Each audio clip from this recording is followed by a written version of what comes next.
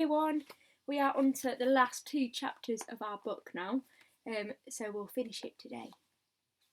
So, can you remember in chapter 37, James sang a song about all of the creatures and they were all about to get down from the peach? So, chapter 38. 5 minutes later, they were all safely down, and James was excitedly telling his story to a group of flabbergasted officials. And suddenly, everyone who had come over on the peach was a hero. They were all escorted to the steps of City Hall, where the Mayor of New York made a speech of welcome. And while he was doing this, 100 steeplejacks, armed with ropes and ladders and pulleys, swarmed up to the top of the Empire State Building and lifted the giant peach off the spike and lowered it to the ground. Then the mayor shouted, "We must now have a ticker-tape parade for our wonderful visitors." So a procession was formed, and in the leading car, which was an enormous open limousine, sat James and all his friends. Next came the peach itself. Men with cranes and hooks had quickly hoisted it to a very large truck, and there it now sat, looking just as huge and proud and brave as ever.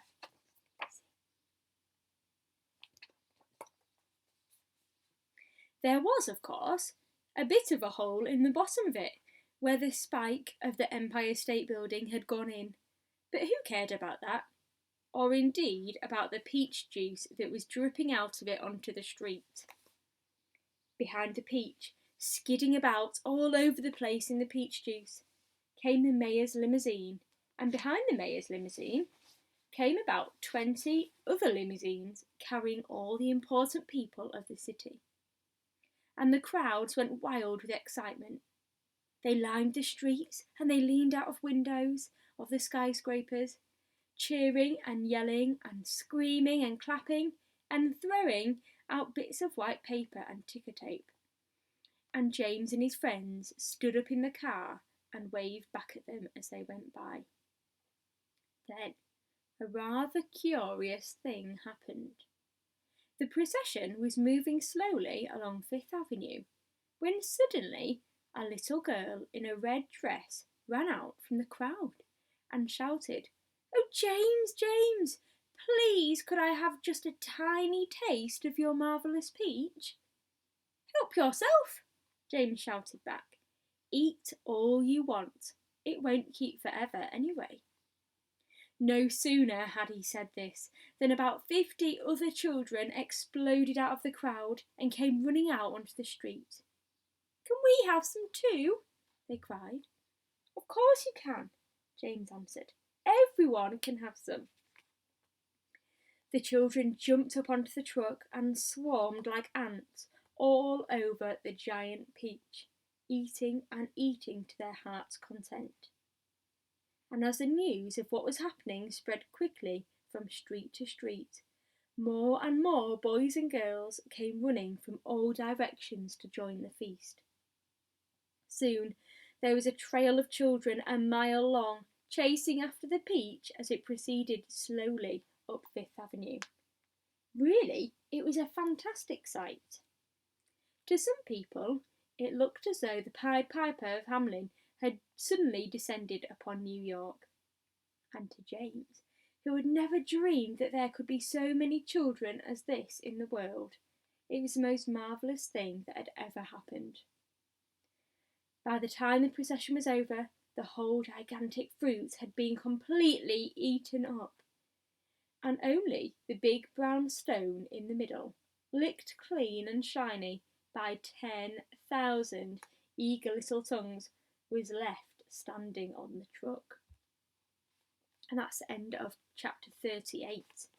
So we've got one chapter left. Chapter 39. And thus the journey ended, but the travellers lived on. Every one of them became rich and successful in the new country. The centipede was made vice president in charge of sales of a high-class firm of boot and shoe manufacturers. The earthworm, with his lovely pink skin, was employed by a company that made women's face creams to speak commercials on television. The silkworm and Miss Spider, after they had both been taught to make nylon thread instead of silk, set up a factory together and made ropes for tightrope walkers.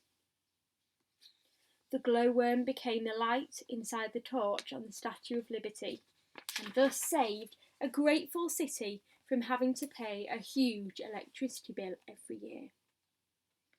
The old green grasshopper became a member of the New York Symphony Orchestra, where his playing was greatly admired. The ladybird, who had been haunted all her life by the fear that her house was on fire and her children all gone, married the head of the fire department and lived happily ever after. And as for the enormous peachstone, it was set up permanently in a place of honour in Central Park and became a famous monument. But it was not only a famous monument, it was also a famous house. And inside the famous house there lived a famous person, James Henry Trotter himself. There's James with his peachstone. And all you had to do any day of the week was to go and knock upon the door. And the door would always be open to you, and you would always be asked to come inside and see the famous room where James had first met his friends. And sometimes, if you were very lucky, you would find the old green grasshopper in there as well, resting peacefully in a chair before the fire. Or perhaps it would be the ladybird who had dropped in for a cup of tea and a gossip.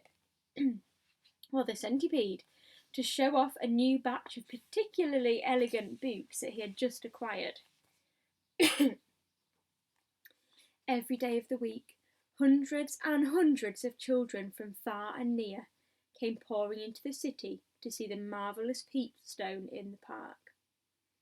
And James Henry Trotter, who once, if you remember, had been the saddest and loneliest little boy that you could find, now had all the friends and playmates in the world. And because so many of them were always begging him to tell him and tell him again the story of the adventures of the peach, he thought it would be nice if one day he sat down and wrote it as a book. So he did. And that is what you have just finished reading. And that's the end of James and the Giant Peach. So thank you so much if you have listened to all of the chapters, because I know it was a really long book. So thank you, and I hope you've enjoyed it. And I will hopefully see you very soon. See you later.